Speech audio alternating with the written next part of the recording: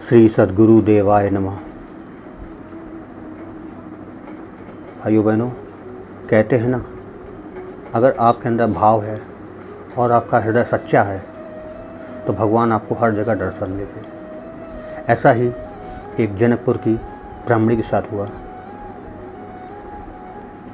भगवान में इतना भाव था, इतना प्रेम था कि भगवान को श्री रामचरितमानस से बाहर निकल के आना पड़ा। जी हाँ भाई, इस कथा को पूरा जानने के लिए इस वीडियो को आखिर तक अवश्य देखिए।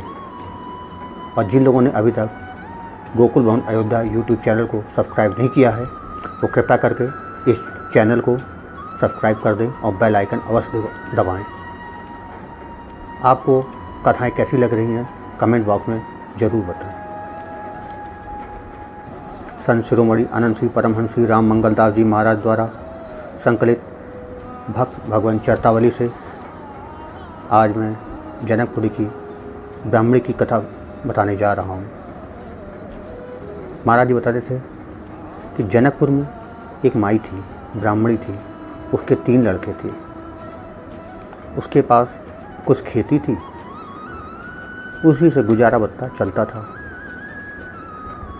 उनके पति 12 साल से मौन थे,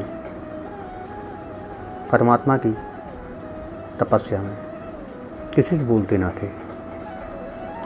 खेती बाड़ी सब लड़के ही देखा करते थे। माई को रामायण जी से बेहद प्रेम था, खुद ही पढ़ा करती थी, चारों धाम घूमी थी। एक बार की बात है, ट्रेन में बैठ के वो तीर्थराज प्रयाग जा रही थी। महाराज श्री भी उसी ट्रेन में बैठे थे।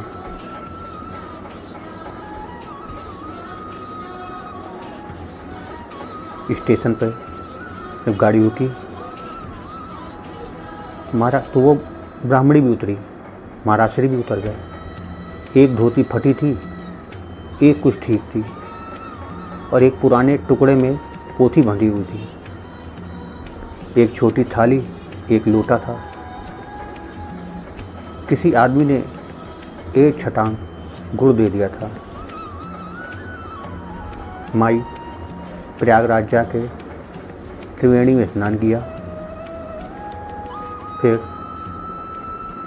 पानी लाई, पोथी खोला और भाव से अपने परमात्मा को याद करने लगी।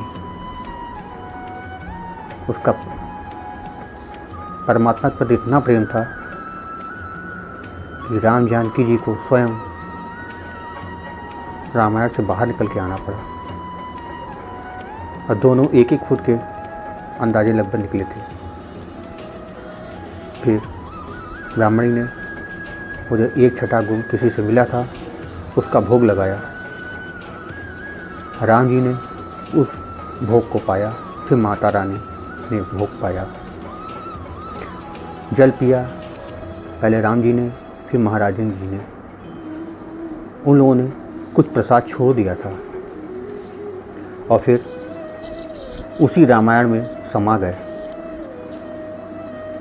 माई ने पुस्तक बांध ली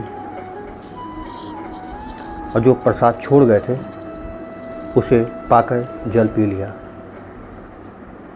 महाराज जी वहाँ खड़े सब देखते रहे। उस ब्राह्मणी का भाव देखकर महाराज श्री की आंखों में आंसू आ गए। सब निकल नहीं रहे थे कि ऐसे प्रेमी भक्त इस संसार में हैं, कहाँ तक लिखा जाए। सब छुपे हुए हैं, सबका भाव है और परमात्मा तो केवल भाव के प्रेमी होते हैं। महाराज श्री ने बताया था कि जब वो 18 साल की उम्र में 4 साल घूमे थे तो नीमसार से पश्चिम में 1 मील आगे वृंदावन जाते हुए 2 साधु मिले, जिसमें एक चमार था और एक अहीर, दोनों सिद्ध थे। उन्होंने महाराज से कहा, चलो दर्शन करावें। महाराज उनके साथ चले गए। एक अहीर घर के के गरीब थे, उम्र करीब 70 की होगी, सब परिवार था। उससे पश्चिम हटकर थोड़ी दूर पर एक चौपारी थी। उसमें एक खटोले पर सफ़ेद कपड़ा बिछा था और चारों धाम के चित्र एक एक बीता के उस पर पधरे हुए थे।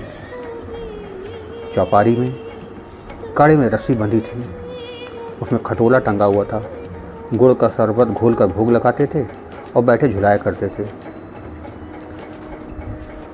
जब वो लोग वहाँ पहुँचे तो सब चित्रपट उनसे बोलते थे। सुनकर खड़े रहे, फिर बैठ गए, दंडवत किया। वे उठे, चूल्हा जलाया, आटा भिजाया, घुइयाँ का सब्जी रोटी बनाया, दोनों साधुओं को खिलाया और महाराज को ने भी खाया। फिर कुछ देर रुक कर लौट पड़े, नींदसार चले गए। ऐसी दीनता की और शांति की मिसाल थी।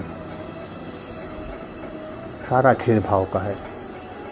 महाराज जी कहते थे, अगर आपका भाव है तो परमात्मा हर जगह आपको दर्शन देंगे। अगर भाव नहीं तो आप जितना चाहे उतना प्रयास कर लीजिए, आप परमात्मा को नहीं पा सकते। संसार जीत सकता है, परमात्मा नहीं। आपको एक कथा कैसी लगी कमेंट बॉक्स में ज़रूर बताइएगा। धन्यवाद।